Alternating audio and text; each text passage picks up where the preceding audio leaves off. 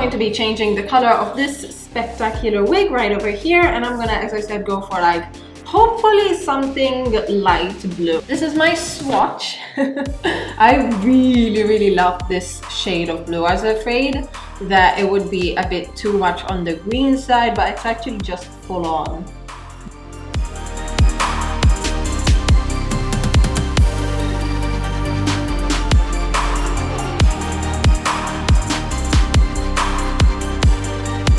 So Stella, what do you do for a living? I'm an influencer, educational videos.